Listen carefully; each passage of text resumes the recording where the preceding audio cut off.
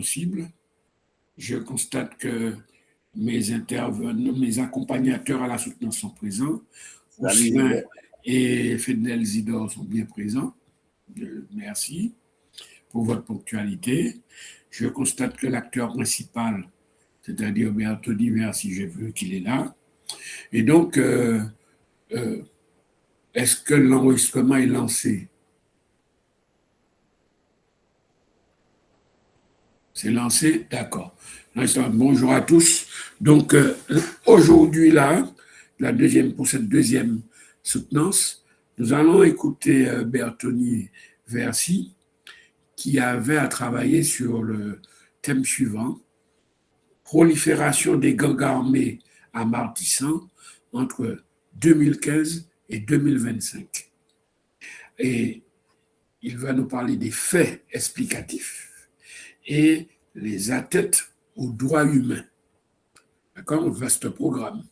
Donc, je donne la parole immédiatement à Merci en lui demandant à Bertoni, pardon, en lui demandant de respecter le temps qui lui est imparti. Tu as la parole pour 10 minutes. Monsieur le Président du jury, Mesdames et Messieurs les membres du jury, Maître Snekader, mon directeur de mémoire. C'est de parler un peu plus fort. C'est de parler un peu plus fort. Je vous remercie de m'accueillir pour la soutenance de mon mémoire intitulé Prolifération des gangs armés à Martissan entre 2015 et 2025, faits explicatifs et atteintes aux droits humains. Je vous propose dans les minutes qui suivent de vous présenter la démarche, les principaux résultats et les recommandations issues de cette recherche. Martissan occupe une position stratégique, c'est l'entrée sud de Port-au-Prince, levé Aurélien, la capitale, au département du sud, du sud-est et des départements de la Grande-Anse. Entre 2015 et 2025, ce quartier a connu une intensification continue de la présence et de l'influence des gangs armés, au point de devenir l'un des espaces les plus emblématiques de la crise sécurité haïtienne. Cette violence n'est pas un phénomène isolé ou spontané. Elle s'inscrit dans un ensemble de dynamiques structurelles comme la fragilité institutionnelle, marginalisation sociale, conflits territoriaux et dans un recul continu de l'État. Illustré par l'abandon du commissariat de Martissan 7 depuis 2018, c'est ce processus que la littérature scientifique qualifie de déterritorialisation, qui a transformé un quartier résidentiel populaire en un espace où les groupes armés exercent de fait une véritable souveraineté territoriale.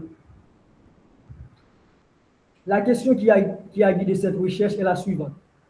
Après avoir identifié les facteurs liés à la prolifération des gangs à Martissan, quelles mesures concrètes doivent être prises pour restaurer durablement la sécurité, l'autorité de l'État et la protection des droits humains dans cette zone? Pour y répondre, je me suis fixé 3 objectifs. Premièrement, identifier et analyser les facteurs socio-économiques, politiques et sécuritaires de cette prolifération. Deuxièmement, documenter et qualifier juridiquement les atteintes aux droits humains qui en résultent. Et formuler des recommandations concrètes pour une réponse intégrée. Mon hypothèse soutient que cette prolifération résulte de la combinaison des 3 dimensions agissant en synergie. Premièrement, des fragilités institutionnelles profondes, une exclusion socio-économique structurelle et une instrumentalisation politique des groupes politiques des groupes armés. Sur le plan méthodologique, j'ai combiné une recherche documentaire approfondie, comme le rapport du CRADH, du RNDDH, du BINUH et de l'ONIDC. Textes juridiques et travaux doctrinaux et une enquête qualitative de terrain menée auprès de 100 habitants déplacés de Martissan, en raison de 42% de femmes et 58% d'hommes, rencontrés notamment à Jacmel. J'ai utilisé un questionnaire structuré et des entretiens semi-directs dans le respect strict de l'anonymat des enquêtes. Sur le plan théorique, je me suis appuyé sur l'anomie de Descailles et Merton, la typologie de la violence d'Emerson Bonatis et la théorie des choix publics incompatibles de Christophe Providence. Mes résultats font apparaître trois catégories de facteurs étroitement imbriqués.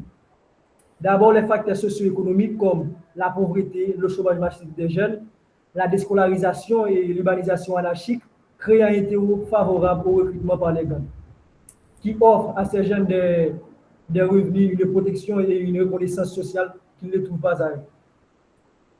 Ensuite, les facteurs politiques et institutionnels comme la faiblesse de l'État, le déficit de gouvernance, l'instrumentalisation politique des groupes armés et le dysfonctionnement du système judiciaire qui alimente un climat d'impunité qui profite directement aux gangs. Enfin, les facteurs sécuritaires et criminogènes comme la circulation illicite des armes à feu, provenant en grande partie des États-Unis, selon l'ONUDC. La rivalité territoriale entre groupes rivaux et l'insertion croissante des gangs de bâtisseurs dans des réseaux criminels transnationaux, notamment de trafic de stupéfiants. Cette prolifération criminelle s'est traduite par des atteintes graves et multiples aux droits humains. Sur le plan des droits civils et politiques, atteinte directe aux droits à la vie et à la sécurité. Le CRADH recense 31 une exécution sommaire sur les 3 seuls premiers jours de juin 2021. Restriction sévère de la liberté de circulation et affaiblissement continu de l'état de droit. Les gangs se substituent progressivement aux institutions officielles. Sur le plan des droits économiques, sociaux et culturels, l'insécurité limite fortement l'accès à l'éducation et aux soins de santé et dégrade les conditions de vie et provoque des déplacements forcés massifs. Selon le cadre intégré de la classification, près de 4,5 millions d'Haïtiens sont aujourd'hui en insécurité alimentaire aiguë, en lien direct avec les conflits armés. Les personnes à mobilité réduite, les femmes, chefs de famille et les enfants en subissent une double peine. Ces résultats confirment mon hypothèse de départ. La prolifération des gangs amatissants n'est pas une fatalité, mais le produit d'une synergie entre fragilité institutionnelle, exclusion socio-économique et instrumentalisation politique. La théorie des choix publics incompatibles développée par Christophe Providence m'a permis de comprendre que l'État haïtien peine à arbitrer entre les urgences sociales immédiates et l'investissement sécuritaire durable. Un vide que les gangs comblent progressivement jusqu'à se substituer à l'autorité publique elle-même. Je précise toutefois une limite méthodologique importante comme l'impossibilité d'accéder physiquement aux zones de fond m'a imposé un monitoring à distance et une triangulation prudente des sources. Sur cette base, je propose 3 axes complémentaires. Le premier, juridique et institutionnel, renforcer les poursuites judiciaires, rouvrir le commissariat de Matissa 7 et former les forces de l'ordre aux droits humains. Le deuxième, social et économique, dans le but de développer des programmes éducatifs et des formations professionnelles pour les jeunes, un accompagnement psychosocial pour les victimes et des couloirs humanitaires sécurisés. Le troisième axe, enfin, porte sur la coopération sécuritaire internationale dans le but de renforcer la lutte contre le trafic illicite des armes à feu, notamment avec les États-Unis, développer la traçabilité des armes et surtout associer directement les communautés locales à la définition et à la mise en œuvre des solutions. En définitive, cette recherche montre que la prolifération des gangs amatissants résulte d'une combinaison de facteurs socio-économiques, politiques et sécuritaires étroitement liés, et donc d'une fatalité inéluctable. Une réponse exclusivement répressive serait insuffisante. La sécurité, la justice, l'éducation et le développement économique et la protection des droits humains doivent être traités simultanément et de manière coordonnée. Le renforcement des institutions publiques et la participation active des communautés locales constituent à mes yeux les 2 conditions indispensables de changement durable. Parce que seule une action coordonnée entre l'État, la société civile et les partenaires internationaux permettra de restaurer la sécurité, la dignité et l'autorité de l'État abatissant. et de renforcer ce boulot d'étranglement en un véritable boulot de développement. Monsieur le Président, Mesdames et Messieurs les membres du jury, je vous remercie de votre attention et me tiens à présent à votre disposition pour répondre à vos questions. Merci. Merci, Bertoni, pour ton exposé. En tout cas, j'ai au moins compris ce que tu dis. Donc, ton exposé était relativement clair. Je profite aussi pour te féliciter pour l'effort que tu as fait pour rendre un document assez respectueux des règles, hein, assez respectueux des règles imposées par l'établissement. En tout cas, sans plus attendre, je passerai la parole au rapporteur, qui est M. Fenel Zidor, qui est là. Fenel, je te passe la parole. Merci, Monsieur le Président, et je salue l'encadreur de Versi. Je salue le président de l'IUS qui est là, également, ainsi que toutes les autres personnes qui assistent à cette soutenance. Et j'aimerais tout d'abord te dire toutes mes félicitations, Versi, puisque, bon, pour moi, tu as fait un grand parcours à l'IUS et tu y es resté 4 années. Et d'ailleurs, je t'ai eu dans mes cours en 2e année. Donc, je connais chacun de mes étudiants. Donc, je trouve que tu as fait beaucoup d'efforts, vraiment beaucoup d'efforts. Et je me rappelle en 2e année t'avoir fait des recommandations que je trouve et dans ton travail aujourd'hui. Donc, encore mes félicitations pour tout cela. Et ces félicitations vont encore plus loin, eu égard à tout ce que tu as accompli par rapport à d'où tu viens. Et donc, et je sais de quoi je parle. Donc, et ça donne envie de continuer à travailler avec des gens comme toi, de continuer à supporter les efforts d'étudiants et comme toi. Donc, et encore une fois, toutes mes félicitations ainsi que celles de l'IUS pour cet achèvement, pour cette réalisation. Bon, comme a dit Fred, tu nous as remis un travail acceptable, que ce soit dans la forme ou dans le fond. C'est vrai que aucun travail n'est parfait, mais je trouve que tu as fait beaucoup d'efforts par rapport aux devoirs que tu avais l'habitude de me soumettre, etc. Donc, je trouve que c'est important qu'on te félicite pour tout cela, qu'on te dise et continue à aller de l'avant par rapport à tous ces efforts. Toutefois, comme je l'ai dit tout à l'heure, il y a des remarques à faire par rapport à ton travail.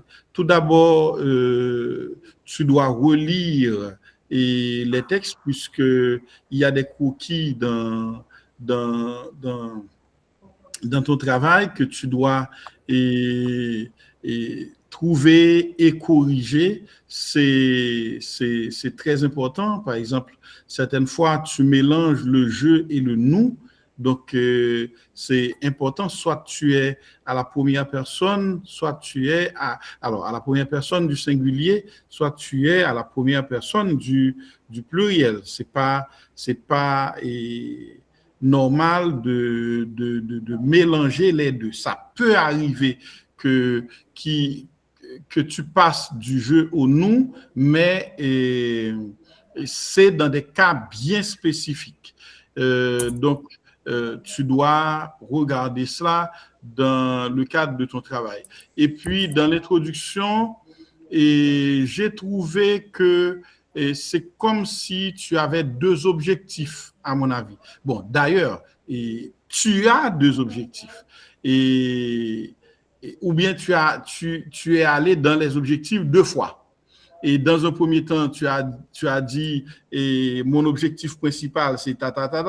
Et puis dans un second temps, en bas, tu as dit, l'objectif de ce travail est, etc. Donc, tu dois éviter et tout ça, puisqu'on va dire, bon, là maintenant, tu reviens à l'objectif. J'ai regardé encore le questionnaire et que tu as soumis aux gens. Bon, je te félicite pour ton échantillon, etc.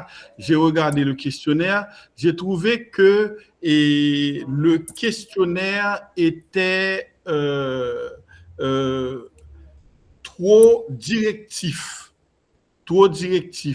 Et au moins, le questionnaire aurait pu être semi-directif, les questions semi-ouvertes, et les questions étaient trop fermées. Et puis, tu pouvais peut-être mieux préparer le questionnaire. Parce que quand tu poses une question et que la personne n'a qu'à répondre par oui ou par non, donc c'est trop fermé et tu ne donnes pas de latitude à la personne et tu ne permets pas à la personne véritablement de s'exprimer comme il se doit. Et en plus, si elle voulait véritablement bien le faire. J'ai trouvé que tu as, malgré le fait que ton sujet est actuel et malgré le fait que c'est un sujet c'est vrai d'actualité, mais sur lequel je pense que il devait pas y avoir beaucoup d'écrits, mais tu as pu dénicher pour nous des textes actuels et des textes de diverses organisations, etc., de droits humains, d'organisations internationales, etc. Pour moi, c'est un effort important que tu as accompli dans le cadre de ce travail. Toutefois, Bertoni, j'aimerais faire une petite échange avec toi parce que dans ton travail, ton sujet me dit quelque chose et j'aimerais bien que suive le fil du sujet avec toi. Prolifération des gangs armés à Martissant entre 2015 et 2025, fait explicatif et atteinte aux droits humains. Bon, si je crois comprendre, fait explicatif, donc et tu veux expliquer les faits, tu veux nous permettre de bien comprendre les faits et tu veux nous faire nous plonger dans les atteintes aux droits humains. Donc ça, c'est le sujet. Et là, il n'y a aucun problème. L'objectif, tu nous as dit que l'objectif général de cette recherche est d'analyser de manière approfondie le phénomène de la prolifération des gangs armés à Martissant entre 2015 et 2025 en identifiant les facteurs explicatifs de ce phénomène et en évaluant alors, tu as dit, et en évaluant ses conséquences, mais je me demande, est-ce que ce n'est pas leurs conséquences si tu parles des facteurs explicatifs et leurs conséquences sur les droits fondamentaux des populations. Donc, là, maintenant, tu identifies les facteurs explicatifs et tu évalues les conséquences de ces facteurs sur les populations concernées. Et puis, tu nous dis que ces considérations conduisent à la question de recherche suivante. Après avoir identifié les différents facteurs, alors c'est les différents facteurs, il faut enlever eux, les différents facteurs liés à la prolifération des gangs armés amortissants entre 2015 et 2025, quelles mesures concrètes doivent être prises pour restaurer durablement la sécurité, l'autorité de l'État et la protection des droits humains dans cette zone. Alors, j'aimerais bien que l'on retienne un peu ça pour moi, la question de recherche particulièrement. Quelles mesures concrètes doivent être prises pour restaurer durablement la sécurité, l'autorité de l'État et la protection des droits humains dans cette zone. Et puis, l'hypothèse qui est censée être la réponse anticipée à la question de recherche, eh bien, tu as dit que l'hypothèse de ce travail soutient que la prolifération des gangs armés amortissants entre 2015 et 2025 s'explique principalement par la combinaison de 3 types de facteurs indépendants, des fragilités institutionnelles profondes, marquées par l'affaiblissement des capacités de l'État et des forces de sécurité, une exclusion socio-économique structurelle caractérisée, il faut mettre mieux dans caractérisée, puisque c'est une exclusion, mais il faut enlever la virgule également avant caractérisée, notamment par un chômage endémique, la pauvreté et la déscolarisation massive des jeunes et une instrumentalisation politique, il faut enlever S dans politique, et une instrumentalisation politique des groupes armés par certains acteurs ayant intérêt au maintien du désordre. Donc là, quand on comprend que il y a un rapport étroit entre le sujet, la question de recherche qui est la question de recherche qui est d'une importance capitale dans le cadre du travail, puisque ça va être cette question qui va amener au fil conducteur dans le cadre du travail qui est l'hypothèse, parce qu'il faut suivre, tout le travail doit suivre l'hypothèse qui est ce fil conducteur jusqu'à la conclusion où tu vas dire est-ce que l'hypothèse est confirmée, est-ce que l'hypothèse peut être infirmée, est-ce que c'est mitigé, etc. Donc là, maintenant, quand on considère ça, je me demande, par rapport à ta question de recherche, est-ce que véritablement la question était de regarder quelles mesures concrètes pour restaurer durablement la sécurité, l'autorité de l'État et la protection des droits humains, ou bien est-ce que cette question devait prendre en compte les éléments légaux, qui devaient permettre d'arriver à tout cela. Parce que dans le cadre de ton travail, à mon avis, je ne trouve pas véritablement une analyse des textes légaux qui devait permettre d'arriver à une restauration de la sécurité. Le travail me donne une sensation d'un travail beaucoup plus de psychologie de la violence que de droit. Qu'est-ce que tu peux nous en dire?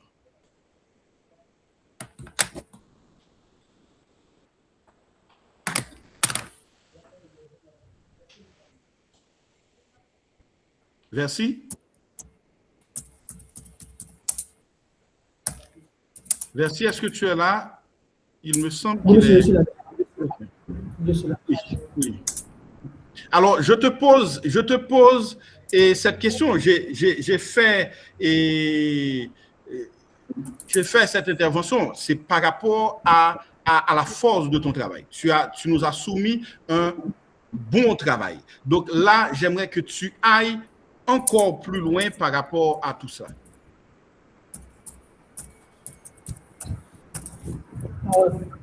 Merci, monsieur le rapporteur, pour votre question.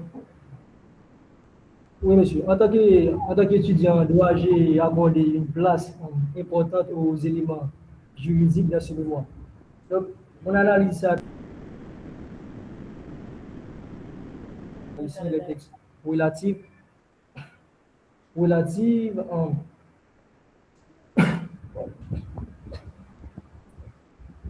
à la protection des droits humains, ainsi que sur plusieurs instruments juridiques internationaux relatifs par Haïti.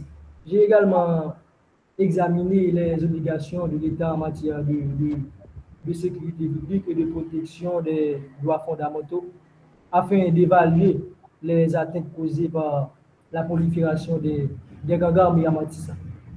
Donc, ces éléments légaux m'ont permis de formuler une analyse juridique, je dirais, rigoureuse et des recommandations adaptées. Oui, mais alors, ma question, Versi, c'est que tu fais un mémoire de droit. Tu fais un mémoire de droit, c'est vrai, tu as évoqué certains éléments, mais je ne trouve pas dans le fil de ton travail là où tu commentes vraiment les textes de loi par rapport à ce qui se fait, par rapport à ce qui se passe, et là où tu viens avec des éléments qui puissent nous dire, et voilà, par rapport au droit, ce qu'il faut considérer.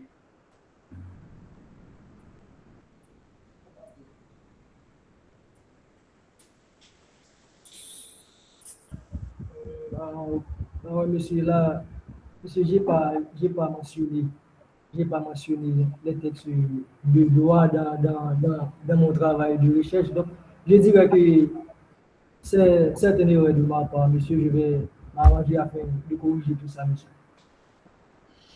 D'accord. Alors, la dernière question, choisir Martissant comme terrain de travail, pourquoi Martissant? Parce qu'il y a plein d'autres espaces, d'autres zones du pays où il y a prolifération de gangs. Pourquoi Martissant?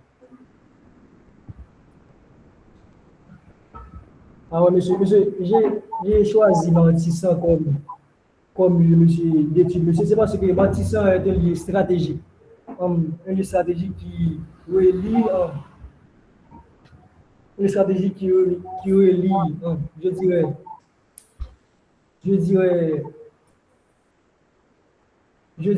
relie plusieurs parties, monsieur, dans le domaine. Je dirais, monsieur. Non, mais stratégique, si je vais dans le sud, si je vais au Caille, mais si je vais au Cap, est-ce que Martissant, quand je quitte Port-au-Prince, est-ce que Martissant, c'est un lieu stratégique? Monsieur, j'ai trouvé nécessaire, monsieur, d'étudier ce lieu, monsieur. C'est parce que, monsieur, Martissant, donc, Martissant, je dirais, une zone, monsieur, là où, ce qu'on appelle, je dirais, le commerce, monsieur, le commerce, donc, des gens qui habitent à Jacmel, je dirais, dans le département de Grandas, monsieur. Donc, je dirais que c'est... OK, Martissant, c'est un espace important pour cet axe routier. Donc, c'est ce que tu veux dire, ou bien pour la péninsule du Sud. Tu le dis dans ton travail.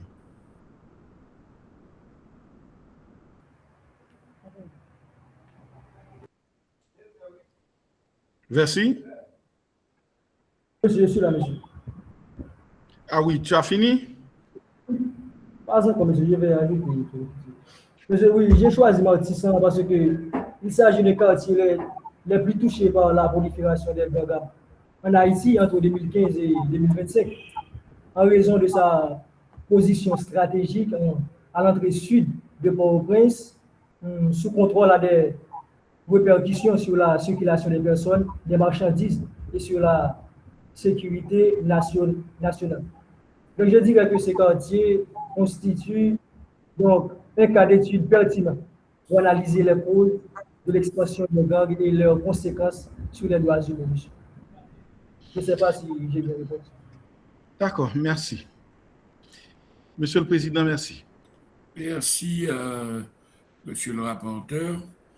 Alors, je vais dire, je retiens bien la remarque du rapporteur, la remarque initiale, et selon laquelle l'étudiant a progressé durant tout son passage à l'IUS de la L1 à la L4. Aujourd'hui, il est en L4. Et c'est une très bonne chose. Ça prouve que c'est un étudiant régulier qui fait des efforts. Et de ce point de vue, il a tenu bon.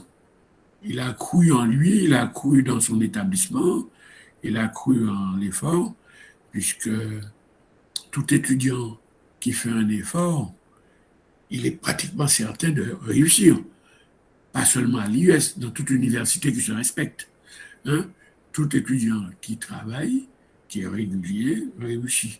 Donc l'intervention du rapporteur au départ m'a bien interpellé pour confirmer qu'un étudiant qui remplit ces conditions-là, c'est-à-dire de sérieux d'efforts et de respect des règles, quand on dit respect des règles, c'est essentiellement la remise des copies d'examen et de contrôle continu dans les délais.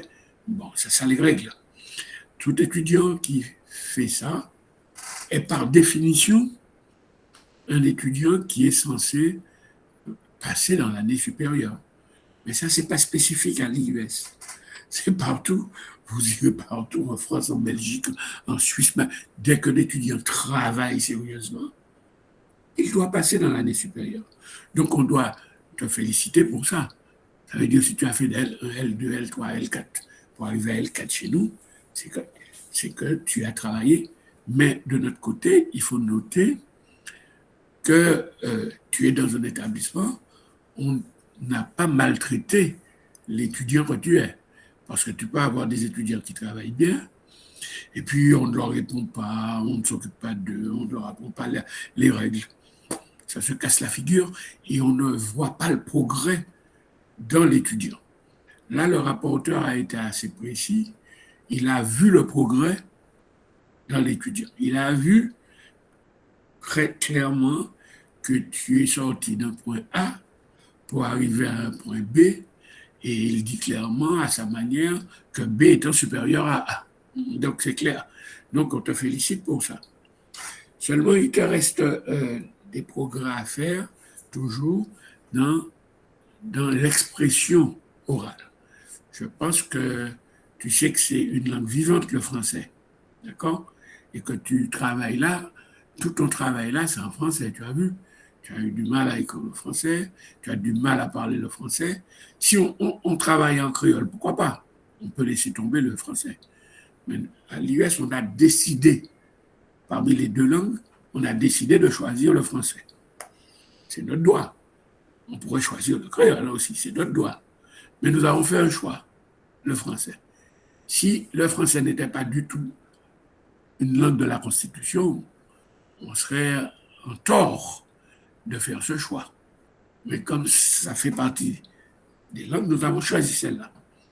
Donc je t'invite pour qu'on note le progrès que l'on a noté en droit par ton prof de droit, que l'on note ce droit quand tu vas t'exprimer. Il faut que tu t'entraînes, tu parles. Et comme toute langue vivante, ce n'est pas en ne la parlant pas qu'on progresse. On progresse en la parlant. D'accord? Donc voilà. Donc, est-ce que par rapport aux remarques du rapporteur, est-ce que tu as d'autres choses à ajouter dans tes remarques au rapporteur?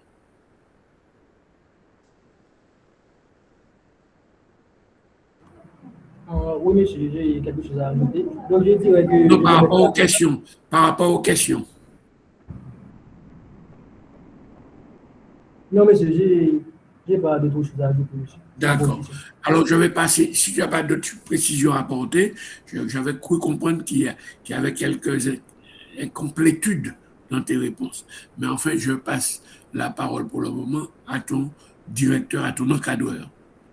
Ousselin, tu as la parole. Merci, Dr. Fred, de me donner la parole. Donc, je commence par féliciter l'étudiant pour ses exploits, comme vient de mentionner le rapporteur. Donc, l'étudiant est sorti d'un point A pour arriver à un point B malgré ses conditions de vie. Je tiens à le féliciter pour cela. Donc, comme tu viens de le dire, Président, il reste pour l'étudiant à travailler sa présentation orale, parce qu'un universitaire doit savoir parler, doit savoir utiliser la communication pour communiquer les résultats de ses recherches. Donc ça, c'est évident. Donc, je peux dire, si l'étudiant, alors je travaille avec des étudiants qui sont un peu difficiles. Donc, avec l'étudiant, cet étudiant et Versi, donc j'aurais et j'avais dû maintenant proposer un plan à Versi. Il m'a proposé un plan et ce plan-là ne convenait pas. Donc, j'ai dû lui proposer maintenant un plan qu'il a travaillé à sa manière, qu'il a adopté afin de pouvoir avoir ce produit fini de ce aujourd'hui. Donc, c'est un étudiant vraiment respectueux, un étudiant vraiment persévérant. Donc, aussi, est-il là aujourd'hui pour soutenir son travail. Donc, et j'encourage vraiment Versi à travailler maintenant son oraliture, la présentation, et comment dirais-je, et l'oral, parce que l'oral est important. Il n'y a pas que maintenant l'écrit. Quand on est étudiant, non seulement on doit faire des recherches, mais il faut également présenter ses recherches. Donc je vois cette difficulté comme et maintenant viennent de mentionner les autres membres du jury, c'est important. Donc je dis également que le docteur, alors que le rapporteur, et en l'occurrence Fidnel Zidor, n'aurait pas trouvé maintenant des recommandations à faire, alors des observations à faire, si l'étudiant avait, comme je viens de dire, mes étudiants étaient vraiment difficiles. Donc, s'il maintenant avait suivi à la lettre, maintenant, toutes mes recommandations ou bien mes conseils, ou bien, comment dirais-je, mes commentaires qui sont conformes maintenant au canevas de l'US. Parce que moi-même, ce que je fais quand j'encadre mes étudiants, je m'accroche au canevas. Il y a un canevas, c'est mon guide. Donc, si l'étudiant ne veut pas et travailler avec moi en suivant le canevas, eh bien moi-même, alors ça ne me satisfait pas. Hein, ça ne me satisfait pas. Donc, je félicite l'étudiant pour l'écrit, pour son courage et en choisissant maintenant une telle thématique. Donc, la thématique, c'est une thématique actuelle, donc qui pourrait maintenant, et avec laquelle l'étudiant pourrait proposer des solutions concernant cette prolifération des gangs qui a un impact considérable sur les droits humains. Donc, ça se voit actuellement. Donc, c'est un très bon sujet et il a eu le courage de le choisir. Et suivant ce qu'il vient de dire, il a fait des recherches, il a contacté des gens, que ce soit à Martissan, etc. Donc, c'était très bon de sa part. Donc, dans ce cas, puisque l'étudiant a eu ce courage, je l'encourage moi-même, en tant que son encadreur, d'utiliser ce même courage afin de pouvoir travailler maintenant son oral en vue de pouvoir devenir un étudiant brillant ou un universitaire brillant. Donc, je félicite je félicite le président. Je vous félicite, président. Je félicite également le rapporteur et M. Zidor Fidnel. Je remercie tout le monde pour avoir été là. Donc, ici prend fin mon intervention concernant mon opinion sur la soutenance de cet étudiant et que moi-même j'ai encadré. Merci, docteur président. Merci, monsieur le directeur de mémoire. Donc, Bertoni, je vais mettre un terme à cette soutenance. Aurais-tu quelque chose à ajouter, soit sur ton sujet, soit aux membres du jury, soit à toi-même? Je t'écoute. Nous t'écoutons. Monsieur, je tiens à remercier le docteur Célimène, le docteur Providence, mon encadreur de mémoire au Sénégalais, pour sa disponibilité et sa patience. Je tiens aussi à remercier Frédéric Zidon pour ses judicieux conseils. Je tiens aussi à remercier Ruth Saint-Germain ainsi que sa maman ici présente. Je remercie Kenny Henry, Calix, Franck Jean-Baptiste et je remercie enfin l'Institut Université des Sciences pour son encadrement et son accompagnement. Merci. Merci, Anthony. Alors, tout ça étant dit, je mets un terme à la séance immédiatement.